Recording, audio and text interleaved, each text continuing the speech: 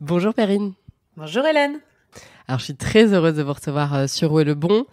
Alors si j'ai eu envie de vous recevoir, c'est parce qu'en fait vous avez réussi à prouver que prendre la nature comme modèle en étant maraîcher, paysan bio, c'était possible.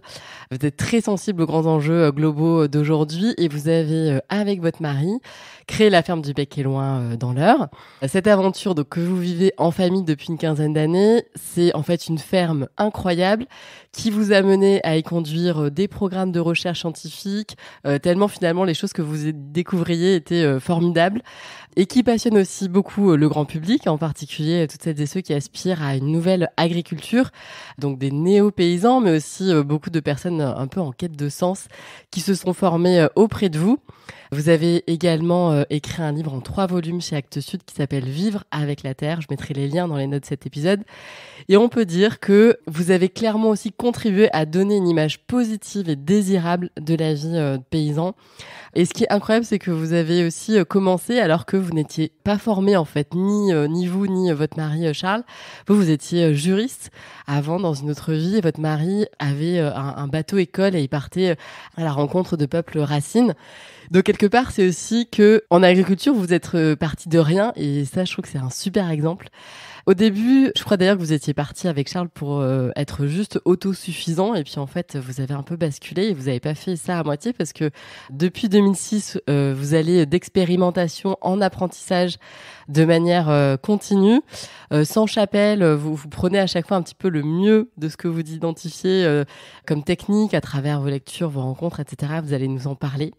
Alors Perrine, pour débuter notre conversation, est-ce que si je présente votre ferme en disant que vous avez une approche bio, mais intensive du maraîchage, et qu'en plus c'est sans pétrole et 100% manuel, est-ce que c'est correct ? Oui, c'est correct. Il y a toujours des petites nuances. D'abord, merci Hélène pour cette présentation absolument incroyable. On croirait que tout va pour le mieux dans le meilleur du monde et que tout a été rose pendant ces années, ce qui bien sûr n'a pas été le cas. Mais beaucoup de choses que vous avez dites sont vraies en ce sens qu'on était complètement néophytes, que nous étions tout aussi néophytes que nous sommes à 100% passionnés aujourd'hui, qu'on a découvert un monde avec l'agriculture qui est absolument incroyable. Le vivant, c'est quelque chose quand même de merveilleux. Le chemin pour arriver là où on est aujourd'hui n'a pas été simple, il n'a pas du tout été linéaire, mais voilà, on est arrivé donc à créer cette ferme que l'on peut définir effectivement comme bio-inspiré, c'est sûr, et biologique également, certifié pour le coup par EcoCert en l'occurrence, sans pétrole aucun. C'est difficile de dire ça, on prétend à cela parce que à la création de la ferme, nous étions tous les deux conscients de ce qu'on appelait en anglais à l'époque le peak oil et pic pétrolier donc en français, Oui. qui n'a jamais défrayé vraiment les chroniques dans notre pays et pour autant qui est un enjeu majeur aujourd'hui, je crois, du développement de nos sociétés au regard des problématiques climatiques et environnementales. Mais en tout cas, nous, on a toujours eu en fond d'écran, si je puis dire, dans nos têtes à la création de la ferme, le fait que ce pétrole, il allait soit se raréfier, soit devenir trop cher de toute façon à exploiter, soit les deux, et que de fait, pour des métiers comme les nôtres, c'est-à-dire paysans, ceux qui nourrissent la société, dans tous les cas, ce serait pas soutenable, ce serait pas abordable, ni économiquement parlant, donc financièrement, ni même environnementalement parlant, et qu'il fallait donc réapprendre, parce que c'est pas un apprentissage, c'est un réapprentissage, réapprendre à produire de la nourriture en utilisant le moins de pétrole possible. Alors aujourd'hui, on va pas être jusqu'au boutiste, on va pas vous dire demain on va s'affranchir d'une serre qui est une grande chapelle en plastique, disons-le comme c'est, de ces logiques-là. Non, on est pragmatique aussi. Il a fallu pendant des années vivre de ce métier qui était le nôtre, c'est-à-dire le métier de maraîcher. Vous l'avez dit, aujourd'hui la ferme est de plus en plus un lieu d'expérimentation et de moins en moins un lieu de commercialisation. Mais il faut trouver un juste équilibre entre ces aspirations philosophico-dogmatiques et puis la réalité qui est qu'à chaque fin de mois, il faut faire vivre la famille, quoi, tout simplement. Donc, sans pétrole aucun, non, mais avec une ambition réelle de tout faire manuellement, oui, au maximum, et c'est le cas aujourd'hui. Pour donner des exemples, on ne travaille pas la terre avec un motoculteur, ça jamais au grand jamais.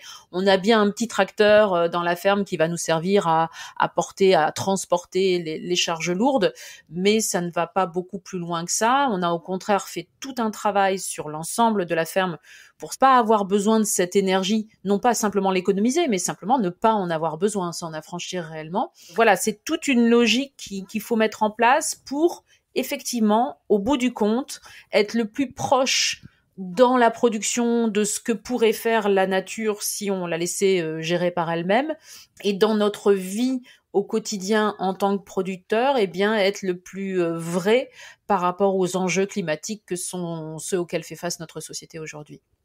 Et alors, je crois que vous avez créé, parce que donc nous, dans ce podcast, on débute notre apprentissage de tout ça. Franchement, on n'est pas du tout des experts.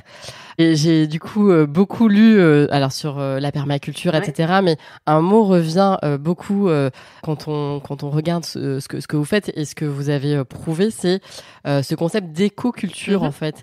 Est-ce que vous pouvez nous dire ce que c'est et en quoi c'est un peu différent de la permaculture? Enfin voilà, comment ça s'inscrit tout ça? Peut-être que le plus simple, c'est de commencer par permaculture et d'en faire une définition négative en quelque sorte, c'est-à-dire que la permaculture, comme vous l'avez dit, il y a beaucoup aujourd'hui de publications qui comportent le mot permaculture et tout le monde pense que la permaculture, c'est faire du jardinage sur but, sur toute petite surface, et en fait, c'est pas du tout cela. La permaculture, c'est vraiment un système conceptuel écosystémique, c'est-à-dire qu'on va créer des systèmes, des lieux. Alors le système, ça peut être une ferme, ça peut être une école, ça peut être une entreprise. Et ce système-là, il va fonctionner en utilisant les principes que l'on a pu observer dans un écosystème, entre gros guillemets, à l'état naturel. C'est-à-dire, si on regarde comment fonctionne une forêt, il y a tout un tas de choses qui se mettent en place dans une forêt. Il y a une interaction qui s'effectue entre les grands arbres, les petits buissons, les couvre-sols. Il y a une compétition, mais qui parfois peut être bénéfique. Il y a une complémentarité. On sait désormais, il y a des alertes des végétaux à d'autres pour dire attention, il y a une maladie, il y a un ravageur qui arrive. Donc, il y a tout un système, tout un web, en fait, d'interaction qui se met en place. Et la permaculture, en fait, elle va s'inspirer de ces interactions, de ce relationnel écosystémique qui se met en place dans les écosystèmes naturels, pour dire, bah voilà, on va recréer des systèmes dans lesquels on a plusieurs éléments, différentes fonctions, et tout le monde coopère, tout le monde collabore, il n'y a pas de déchets dans ces systèmes-là, et au final, on veut créer des systèmes dans lesquels on va être économiquement viable, on va être environnementalement durable, et surtout, au sein duquel l'être humain va pouvoir s'épanouir. Et ça, cette dernière donnée, elle est importante. Et voyez, jusqu'alors, je vous ai pas parlé d'une seule technique de jardinage. Parce qu'en fait, ça n'est pas du tout en lien avec le jardinage, la permaculture. D'accord, il y a le mot culture dedans. Oui, c'est le logiciel. Mais c'est vraiment ce logiciel, voilà, écosystémique de conception. En fait, quand on fait de la permaculture appliquée à l'agriculture, c'est du biomimétisme. Et c'est de là que vient l'écoculture. L'écoculture, c'est, pour le coup, véritablement cultiver comme le ferait la nature. Alors la nature, vous me direz, ne cultive pas, mais cultiver à l'image des principes de la nature ou en s'inspirant des principes de la nature. Donc, et vous, quand vous découvrez en 2006 la permaculture, etc., vous vous rendez compte de quoi en fait? Que finalement, c'est pas vraiment des professionnels. Enfin, c'est plutôt quelque chose qui est fait par dans la sphère privée, associative, etc.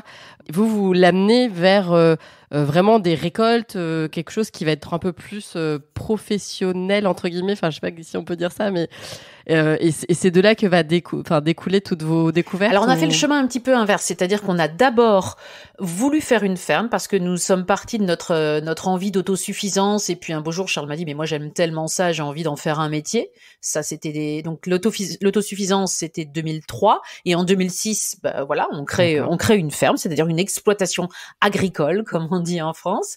Et puis on bon an mal an en fait, on commence en bio bien sûr, en traction animale, mais à ce moment-là, nous ne connaissions rien de la permaculture. Et cette fameuse permaculture, on met le doigt dessus par quelques ouvrages en anglais que j'avais pu ramener de pérégrination à droite et à gauche, et on se dit mais c'est absolument génial ce truc. Donc on se rue sur tout ce qu'on peut trouver, etc. Et donc à partir de 2008-2009, on commence à redesigner. Alors là, on est encore plus loin dans les horribles anglicismes, mais à redesigner la ferme en fonction de ce que nous invitent à faire les principes de la permaculture. Et cette permaculture nous a donné une vision, mais complètement différente de notre métier, du coup. Tout devenait plus cohérent, les pièces du puzzle s'assemblaient grâce à cette logique permaculturelle. Le fait d'intégrer le fonctionnement de la nature dans notre ferme, et on avait l'impression vraiment de faire naître des écosystèmes dans la ferme. La ferme, en réalité, c'est un méga écosystème qui est une mosaïque de plein de petits écosystèmes que nous, êtres humains, avons posés à différents endroits, de façon cohérente et réfléchie. C'est pas par hasard si on a une mare à côté de l'île Jardin, par exemple. Il y a vraiment quelque chose de réfléchi à la fois en termes de génération de microclimat, d'irrigation par capillarité, etc., etc. Donc tout est pensé. C'est un changement de logiciel, cette permaculture. Ça peut paraître un peu prise de tête parfois parce que on est tout le temps en train de réfléchir à ce qu'on fait, quelles sont les conséquences, les différentes fonctions qu'on va pouvoir apporter à tel ou tel élément. Mais en réalité, c'est absolument passionnant. La permaculture, pour moi, a donné tout son sens à ce que je faisais, c'est-à-dire que plutôt que de me focaliser sur la petite graine que j'avais mise dans le sol, eh bien, grâce à elle, j'ai fait un pas en arrière et j'ai réussi à avoir une vision beaucoup plus globale de tout ce l'on faisait et de pourquoi on le faisait.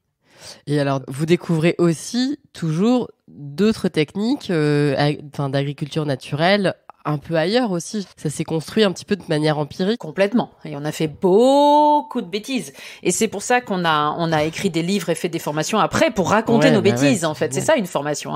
On raconte les bêtises qu'on a faites en espérant que les autres ne feront pas les mêmes. Alors, en fait, la permaculture, si vous voulez, elle nous a donné un cadre conceptuel, un cadre systémique dans lequel on est allé effectivement intégrer des techniques piochées à droite à gauche, piochées au Japon, piochées aux États-Unis. Alors ce qui est assez drôle, c'est qu'aux États-Unis, on est allé retrouver des techniques de maraîchers parisiens du 19e siècle, totalement oubliées en France. Aux États-Unis, ils parlent encore de French farming. Ouais. Nous, on sait absolument pas ce qu'est le French farming, mais pour eux, c'est ça, c'est la façon dont pratiquaient les maraîchers parisiens. Et on est allé rechercher ça chez un Américain qui s'appelle Elliot Coleman, qui est devenu un peu un maître pour nous.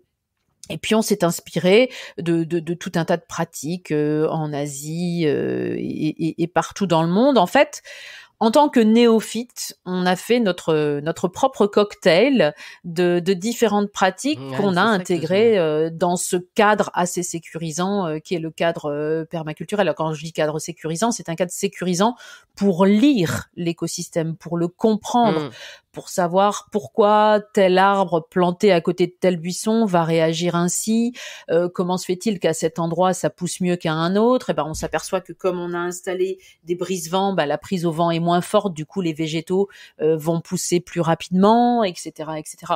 Donc c'est vraiment ces techniques apportées dans le cadre permaculturel qui nous ont fait progresser.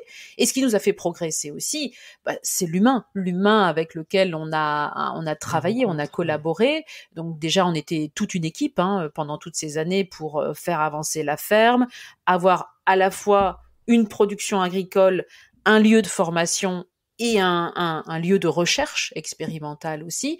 Et ces trois activités, soyons très clairs, se sont nourries les unes les autres, parce que quand vous cherchez quelque chose, vous êtes mine de rien plus attentif à la façon dont vous produisez. Et inversement, quand vous êtes amené à enseigner, quand vous répétez 10 fois la même chose sur le même sujet, vous êtes amené à vous poser des questions quant à ce fameux sujet. Est-ce que je l'explique bien aux stagiaires qui sont là? Pourquoi ils me posent toujours cette même question? Qu'est-ce qu'ils ne comprennent pas sur le sol? Ou est-ce que je dois, du coup, moi, améliorer ma transmission? Et de fait, est-ce que j'ai pas des questions à me poser sur la pratique? Vous voyez, c'est vraiment écosystémique comme façon de faire. Et de fait, on a mélangé tout ça, toutes les activités se sont nourries et à partir de ces expériences, de beaucoup d'échecs, beaucoup d'erreurs, on a réussi petit à petit, grâce à la recherche notamment, à comprendre qu'on avait mis le doigt sur quelque chose. Pourquoi grâce à la recherche? Parce que un maraîcher lambda, il va faire pousser ses salades et ses carottes, mais il va pas s'amuser à calculer le temps qui passe pour faire pousser une salade tout au long du cycle de la salade, ou combien de kilos de tomates il va récolter sur 30 mètres carrés, par exemple. Il va regarder combien de semences il a acheté, combien il a vendu au marché ou à la boutique à la ferme, et combien de chiffre d'affaires il fait à la fin du mois.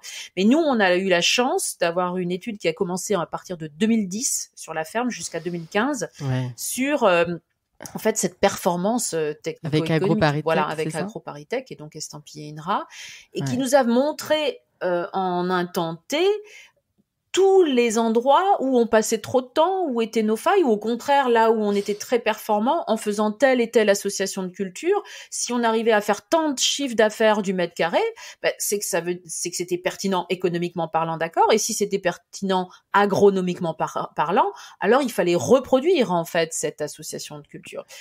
Ouais.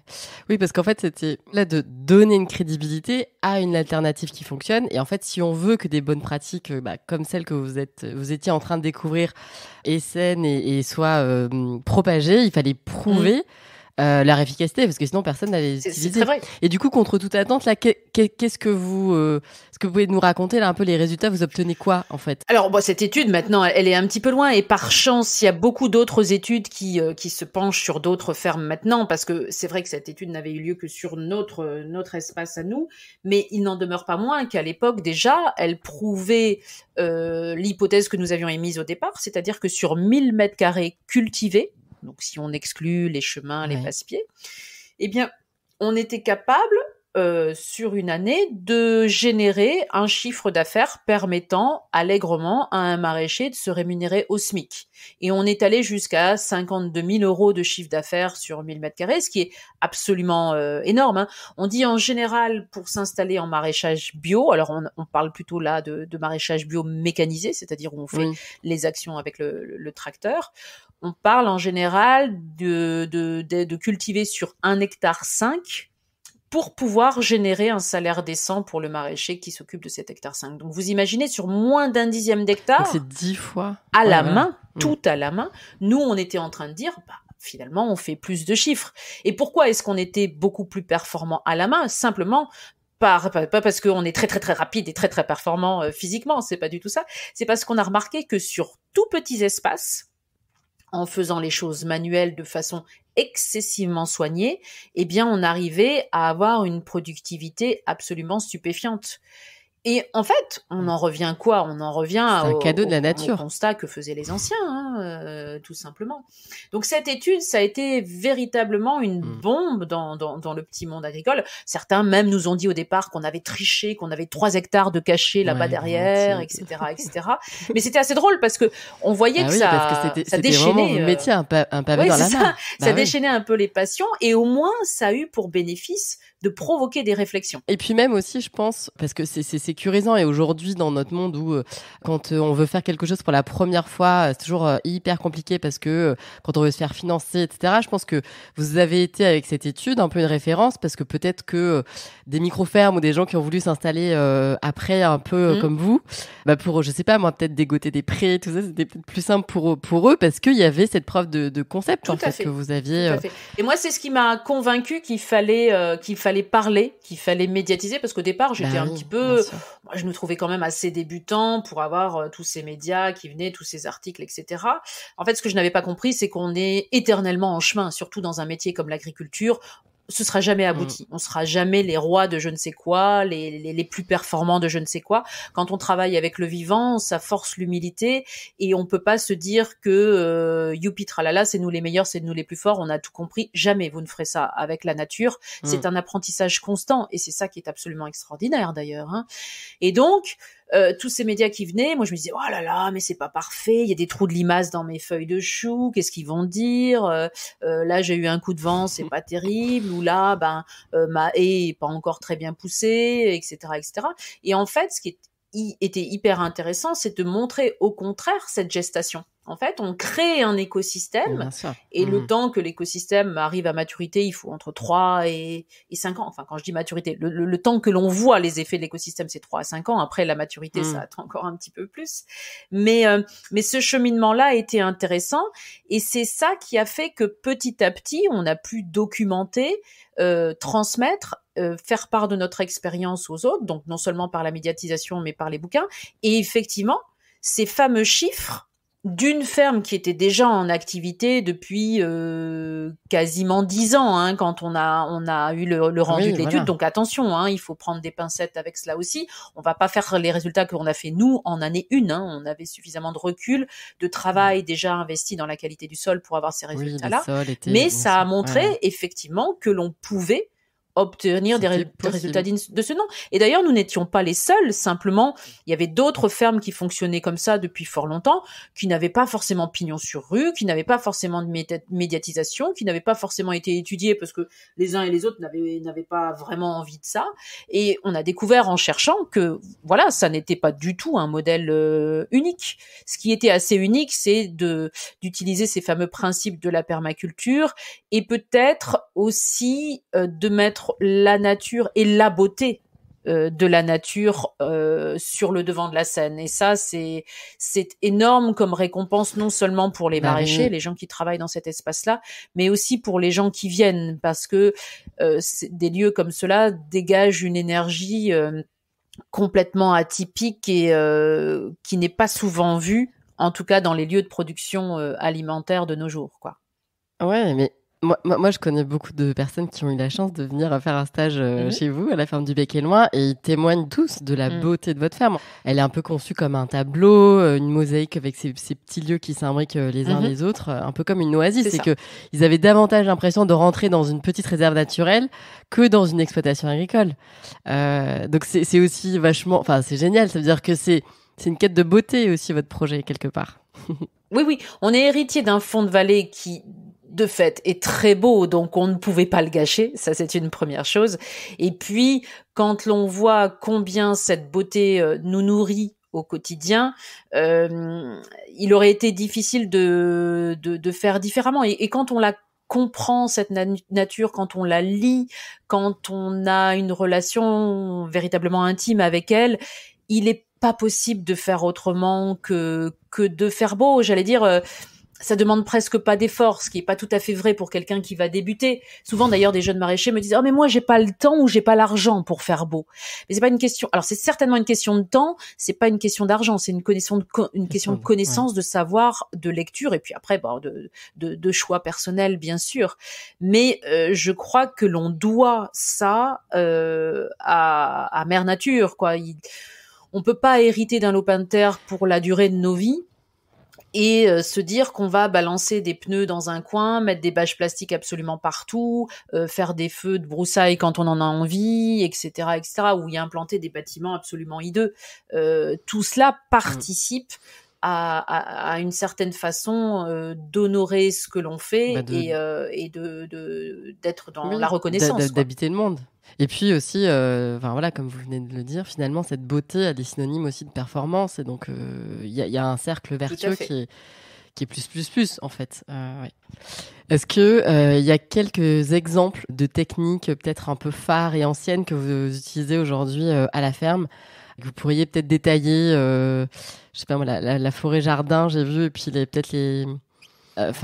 moi, les photos aussi que j'ai vues, etc., on a l'impression que l'arbre a une place assez importante, du coup, à la ferme. Oui, l'arbre est un pilier de la ferme. Il y en a absolument partout, que ce soit dans les endroits cultivés, non cultivés, pâturés, les chemins, etc.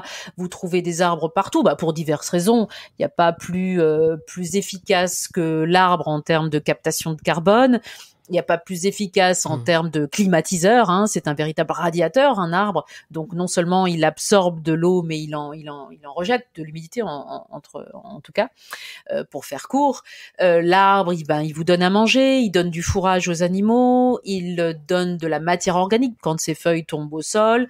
En bref, c'est un grand régulateur et il est absolument essentiel partout. Il peut nous donner aussi du bois d'œuvre, du bois de chauffage, bien évidemment. Donc tout tourne autour de l'arbre dans tout ce que nous avons fait. Je crois qu'en 17 ans, on a planté quelque chose comme 15 000 arbres. Alors quand je dis arbres, ce sont des grands arbres, plus des buissons, etc. Arbustes, Mais c'est faramineux. Et aujourd'hui, presque, c'est parce qu'on trouve plus la place qu'on ne plante plus. mais voilà, on a fait de ce système un système agroforestier, comme l'on dit, c'est-à-dire qu'on a des cultures au milieu des arbres. Et que ces cultures, enfin des productions, pardon, au milieu des arbres, que ces productions soient des productions végétales comme nos légumes ou animales comme les moutons qui vont nous donner de la laine, potentiellement de la viande, ou les poules qui vont nous donner potentiellement de la viande aussi et des œufs, peu importe, mais on a toujours cette double approche de l'arbre plus une autre production. Et ça s'appelle de l'agroforesterie. On a aussi aujourd'hui des plantations de blé entre des rangées d'arbres. Donc c'est tout à fait la même logique. On s'est rendu compte qu'il y avait une complémentarité évidente, une saine compétition, on va le dire comme ça, entre les plantations d'arbres et la plantation ou la production qui va être au milieu, que ce soit les animaux, que ce soit du blé, que ce soit des salades, des carottes, peu importe. Et donc tout est conçu sur la ferme pour tourner autour de ces principes agroforestiers. Et on peut dire que la star de l'agroforesterie sur la ferme, c'est la forêt-jardin, en fait, ce concept absolument génial qui, pour le coup, est très bien décrit en permaculture, qui dit, en fait, tu recrées une forêt, donc à base d'arbres, de buissons, de couvre-sol, de lianes, de rampants, de racines, qui va te donner systématiquement quelque chose à manger, ou du bois d'œuvre, ou une plante aromatique, ou une plante médicinale, etc. Donc tout produit, tout est utilisable dans ce concept de forêt-jardin. Et en fait, on se base sur les forêts telles qu'elles sont. Alors, telles qu'elles sont aujourd'hui, c'est un petit peu difficile parce que sous nos latitudes, des forêts qui s'organisent comme une forêt-jardin, il y en a plus beaucoup. Il faut aller revisiter les forêts primaires pour avoir des interactions comme celles que l'on souhaite avoir dans nos forêts-jardins. Mais en gros, il y a une interaction qui se crée entre chaque arbre, chaque buisson, chaque plante qui est installée dans la forêt-jardin. Et tout est organisé autour de la captation de soleil, puisque un arbre ou un buisson, pour qu'il produise du fruit, il lui faut quand même faire sa photosynthèse et il lui faut donc du soleil. Donc un peu à l'image des forêts tropicales qui sont très très très denses. Donc en Normandie, on pourrait pas faire une forêt tropicale, on aurait trop d'humidité, mais un peu à l'image de ces forêts-là, pour ceux qui les connaissent, on essaye de tout organiser pour que de la canopée jusqu'à la petite herbe qui pousse au sol, eh bien cela produise, que tout le monde trouve son content de soleil et qu'en plus on installe ce qu'on appelle des guildes, c'est-à-dire des bonnes associations qui vont faire que les végétaux, ni plus ni moins, vont se nourrir les uns les autres par le biais d'un réseau de micro-organismes, de bons micro-organismes, donc de bonnes bactéries, de bons champignons du sol, qui vont être hyper actifs parce que le sol sera choyé, il sera protégé des UV, il sera nourri par la matière organique qui poussera ou qui tombera sur le sol. Donc ce sont encore une fois des fonctionnements écosystémiques et complètement vertueux qui, à terme, nécessitent finalement très peu d'intervention de l'être humain. En revanche, le design en amont, lui, nécessite une anticipation incroyable, parce que se dire qu'en fait, on prépare toute une partie du jardin pour que dans 3 ans, on sait que ça va évoluer comme ça, et dans 5 ans comme ci, comme ça, et que comme on associe un arbre fruitier avec une autre bande cultivée, voilà, c'est incroyable le nombre de connaissances et d'anticipation qu'il faut faire. Et donc là, on parle, vous savez, dans ce podcast, il y a pas mal de personnes qui écoutent et qui sont familières de cette notion de design, en fait. Puis moi, je crois que c'est aussi vachement important, c'est-à-dire que le design a un rôle fondamental dans cette transition. Tout à fait ça. Il faut de l'anticipation, il faut de la connaissance. Alors, dire que on travaillera moins, en réalité, dans nos métiers, on est habitué à travailler beaucoup et il faut pas se leurrer. Il y a un accompagnement permanent du processus de production, ne serait-ce que dans l'observation. L'observation est un poste de travail majeur dans nos systèmes. Mais c'est vrai que le design d'une forêt-jardin, moi, ça me passionne tout à fait. C'est le design le plus difficile à élaborer. Faire le design global d'une ferme, paradoxalement, demande moins de préparation, moins d'anticipation et moins de connaissances qu'une forêt-jardin, parce que une forêt-jardin, il faut vraiment connaître chacun des sujets que vous allez implanter, chacun des besoins de chacun de ces sujets. Typiquement, si je décide d'implanter un cerisier, et que je sais que le cerisier a des besoins en azote pas déraisonnables mais quand même assez importants pour pouvoir faire ces fameuses cerises. Mais que si je mets à son pied un beau tas de compost en lui disant bah tiens avec un tas de compost à ton pied tu en auras de l'azote, et que c'est pas du tout ce qui lui convient, je vais pouvoir aller chercher dans la guilde, c'est-à-dire l'association de végétaux que je vais pouvoir lui mettre à son voisinage, le buisson, la liane ou le couvre-sol qui lui-même va fixer l'azote de l'air, et par le jeu des systèmes racinaires, là encore par l'entremise des bonnes bactéries, des bons champignons, va pouvoir alimenter le cerisier en azote. Et si j'ai pas fait tout ce travail de connaissance, de compréhension de la façon dont fonctionne ma guilde avant, bah, je peux largement me tromper. Donc ce travail de préparation et de mise en place du design, il est effectivement minutieux. Et ce design de forêt-jardin, il prend plusieurs mois, voire plusieurs années à élaborer. Ouais. Et on le disait tout à l'heure, en fait, vous avez donné donc une crédibilité scientifique et économique à cette alternative, mais vous l'avez rendue aussi désirable, parce que je pense que là, vous le montrez bien, il faut être hyper formé pour faire tout ça. C'est pas un métier, mais c'est 50 métiers qu'il faut savoir faire, en fait. Donc, la revalorisation, non mais c'est fou, la revalorisation de ce métier de paysan, de maraîcher, à travers aujourd'hui tout ce que vous nous montrez avoir finalement des dessous de ce métier qui sont d'une complexité mais faramineuse, ça permet aussi, enfin moi je trouve que c'est vachement bien de pouvoir aussi le dire, et puis quelque part un peu le savoir, c'est aussi un truc un peu immatériel, mais avec là vos bouquins et tout ça, ça se multiplie. Enfin c'est un truc qui est puissant finalement. Oui, je vous remercie de le présenter comme ça, Hélène, parce que c'est vrai que cette méconnaissance ou non reconnaissance de ce métier, elle est clairement dommageable. Surtout qu'il faut prendre en considération le fait que on a du mal aujourd'hui en France et dans de nombreux pays d'ailleurs à renouveler les générations agricoles. C'est-à-dire que en temps, on avait souvent à l'échelle d'une société ou d'une ville, d'une région, des enfants d'agriculteurs qui allaient reprendre l'exploitation familiale, comme on dit. Il y en avait toujours un qui s'intéressait au métier et qui reprenait. Aujourd'hui, c'est de moins en moins vrai. C'est-à-dire que les agriculteurs disent à leurs enfants, bon bah faites des études, allez gagner votre vie ailleurs, peut-être que vous aurez une meilleure qualité de vie, peut-être que vous aurez un meilleur salaire. Alors ceux qui sont passionnés restent, mais ils sont de moins en moins nombreux. Il va donc falloir renouveler les générations avec d'autres personnes. Et ces autres personnes, il y a des candidats tout trouvés dans ce qu'on appelle les NIMA, les personnes non issues du milieu agricole. C'est un horrible acronyme, NIMA. Et ces personnes-là, souvent, elles ont un bon niveau d'études. Elles ont très souvent eu un job avant de vouloir s'installer. Il y a un petit fantasme quand même du retour à la terre, disons-le comme ça. Pire, c'est pas grave si je passe pour une sorcière, j'assume. Mais il y a un lien véritablement charnel avec la nature, et c'est peut-être ce lien-là, cette compréhension-là de la nature que les personnes qui n'ont pas vécu à la campagne ou dans la nature non plus. Il faut qu'elles retrouvent ça, il faut qu'elles retrouvent cette connaissance, mais cette connaissance plus intuitive qu'intellectuelle. Et ça prend du temps. Mais par chance, on voit ces nouvelles générations arriver, créer des projets, et on voit véritablement des gens complètement différents revenir à la terre, s'installer. C'est absolument génial, mais attention, c'est aussi une étape très difficile. C'est une transition de vie délicate à manœuvrer, donc il faut faire attention. Pour autant, ces personnes-là, elles sont tout à fait à même, avec le bagage intellectuel, je dirais, qu'elles ont, de comprendre toute cette subtilité qu'on a exposée là lors de ces dernières minutes.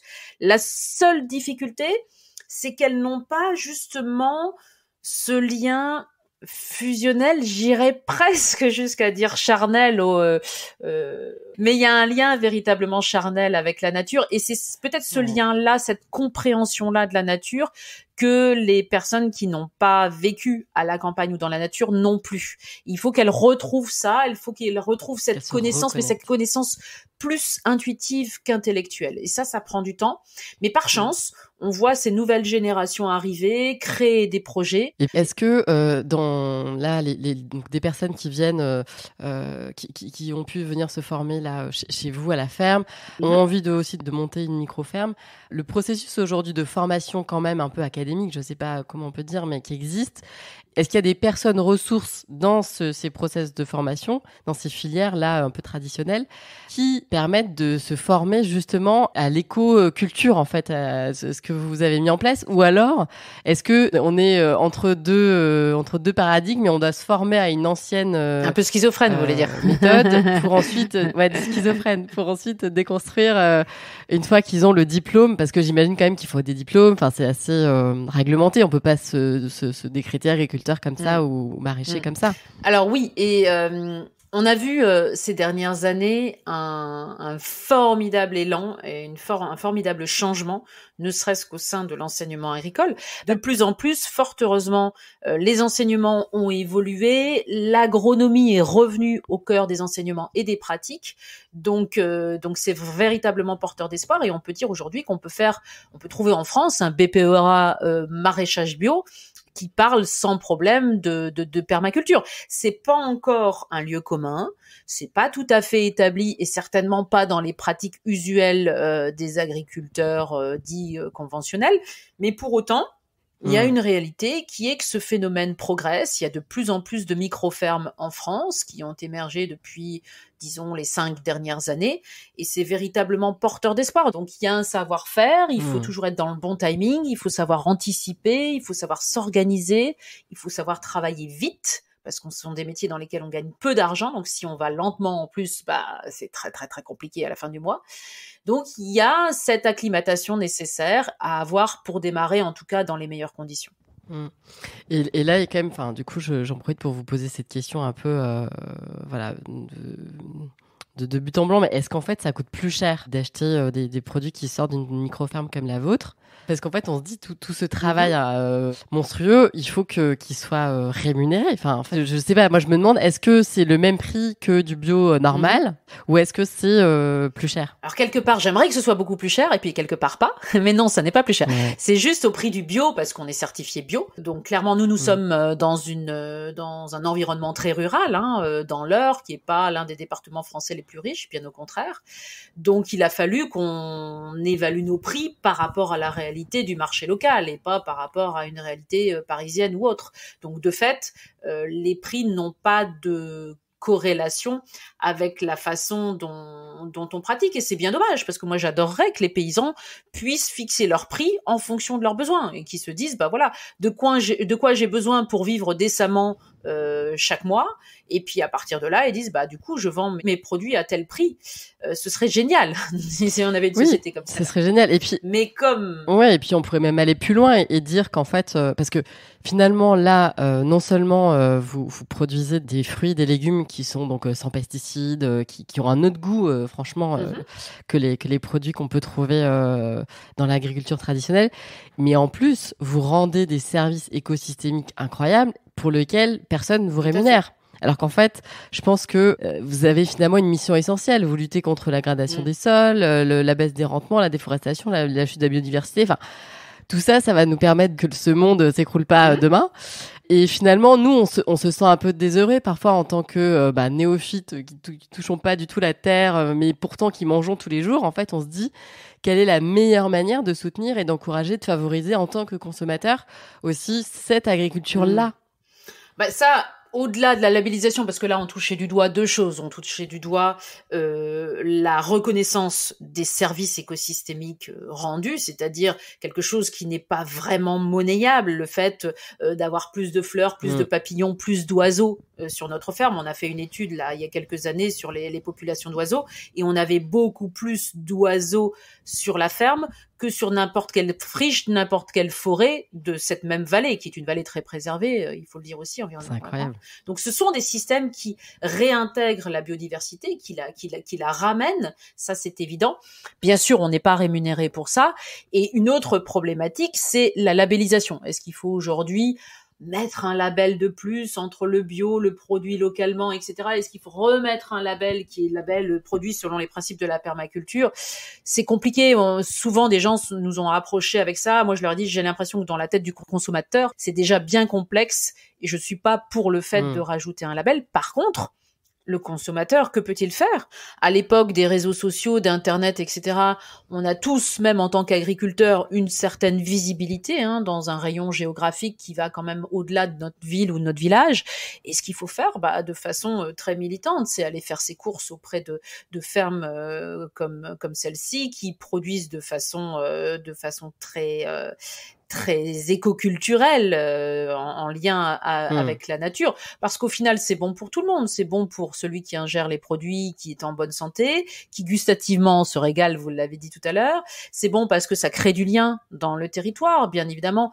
Quelqu'un qui vient acheter ses tomates chez moi à la boutique de la ferme va pas du tout se comporter de la même façon que la personne qui va les acheter au supermarché. La relation qu'on va nouer dans cette boutique, elle est très humaine, elle est beaucoup moins déshumanisée que dans une grande surface. Ça crée du lien donc social entre les clients aussi. Quand vous fonctionnez en format panier ou AMAP, les gens qui sont abonnés à vos paniers finissent par se connaître, par sympathiser, etc. Il y a une vocation pédagogique forte parce que comme on est sur des tout petits espaces, les gens peuvent voir, ils peuvent rentrer dans le lieu de production. Je sais pas si vous êtes jamais rentré dans une grande ferme maraîchère sur des hectares et des hectares. Vous n'êtes pas au contact des légumes et vous connaissez pas ces fermes-là. Donc nous, c'est cette proximité aussi avec le territoire, avec les gens qui achètent les produits qui est importante. Et puis, ça, on l'a dit tout à l'heure, ça crée de la beauté, ça rend des services écosystémiques. Donc c'est multifonctionnel et bien évidemment, on n'est pas rémunéré pour toutes ces fonctions-là. Pourtant, elles sont réelles et on les soupçonnait pas au tout début de la ferme, mais ça a un vrai rôle. Alors là, ce qu'on comprend, c'est aussi qu'il y a pas de recette magique dans le sens où vous n'êtes pas. C'est chacun qui va venir piocher dans toutes les techniques que aujourd'hui vous mettez à disposition dans vos livres, etc. Celles qui vont pouvoir être les plus pertinentes dans un lieu en fonction aussi peut-être d'un territoire, d'un climat, etc. Mais ce que vous dites, c'est qu'en tout cas, il y a une bonne direction. Et que cette bonne direction, c'est la co-création aussi un peu entre l'humain et la nature. Perrine, est-ce que vous pouvez nous donner peut-être, parce que ce podcast s'appelle Où est le bon, votre définition du bon? Qu'est-ce qu'on pourrait appeler aujourd'hui à mettre derrière ce mot? Pour moi, spontanément, je répondrais, si vous me dites qu'est-ce que le bon, je parlerai tout de suite de l'humain. Bizarrement, et pas de mes légumes. Mais bon, mes légumes sont bons quand même. Mais le bon, c'est qu'est-ce que le bon, qu'est-ce que l'humain, comment il se retrouve dans cette société, où est le bon pour lui, où est le bon pour les autres. Et pour moi, le bon aujourd'hui, c'est une question avant tout de cohérence avec soi-même. C'est-à-dire que si je suis cohérente avec moi-même, je n'ingère que des produits qui sont bons, qui sont bons pour moi au niveau gustatif, qui sont bons pour moi en termes de santé. J'ai les pratiques agricoles et les pratiques de vie que j'estime aussi en accord avec mes valeurs. En gros, je ne me mens pas et je suis authentique. Oui. Et je crois que dans le bon, il y a énormément d'authenticité et un certain ancrage dans le vrai, dans le solide qu'on a peut-être perdu avec nos sociétés grandement virtuelles quand même. Oui, complètement. Et puis aussi on en revient à ce que vous disiez au début, le fait que c'est une façon de penser aujourd'hui que vous appliquez à l'agriculture, mais finalement, on peut très bien imaginer que ça peut être transposable dans plein d'autres domaines et que peut-être que ça permettrait de solutionner en cascade plein de défauts aujourd'hui qui sont un peu mis en lumière avec les challenges de notre société, quoi. Tout à fait. Je pense que on s'éloigne avec cette logique écosystémique de la pensée linéaire de l'ère industrielle post-industrielle qui, à mon avis, allait de pair avec le capitalisme et tout un tas de réjouissances comme celle-là qui ont fait que l'humain s'est perdu quelque part dans cette authenticité, justement. Et le fait de repenser par écosystème, de façon interreliée, etc. Pour moi, ça peut faire un changement. Alors, il y a plein de gens qui commencent à chercher du côté de l'intégration de ces principes permaculturels dans l'entreprise, dans l'architecture aussi. Il y a beaucoup de gens qui réfléchissent à ça. Et moi, je suis très, très contente qu'il y ait des ponts qui se fassent entre les différentes pratiques parce que c'est ça, l'intelligence de l'humain. C'est finalement de créer des ponts entre des mondes, des personnes ou des pratiques qui ne se parleraient pas. Et le but n'est pas de dire ici on est dans le dogme, il y a que la permaculture qui vaille, c'est le champion préoccupation numéro un. Non, au contraire, c'est d'essayer d'amener tout le monde à réfléchir, de les amener sur un pont commun qui va faire qu'on peut être un cheval de Troie dans son propre milieu, dans son propre endroit. Moi, je dis souvent à des stagiaires qui viennent chez nous, qui, au bout du compte, sont à peu près persuadés qu'ils ne veulent pas devenir maraîchers, et j'en suis fort aise, parce que je préfère que les gens renoncent avant de se prendre le mur. Je leur dis toujours, vous savez, dans la chaîne du changement, il y a beaucoup de maillons. Alors, il y a le maillon maraîcher, oui, bien sûr, il y a le maillon agriculteur de façon plus globale, avec ceux qui vont vraiment nourrir la société, mais il y a plein d'autres maillons qui sont nécessaires. Il y a les gens qui vont coordonner, il y a les gens qui vont faire ces fameux ponts entre différentes parties de la population qui se méconnaissent.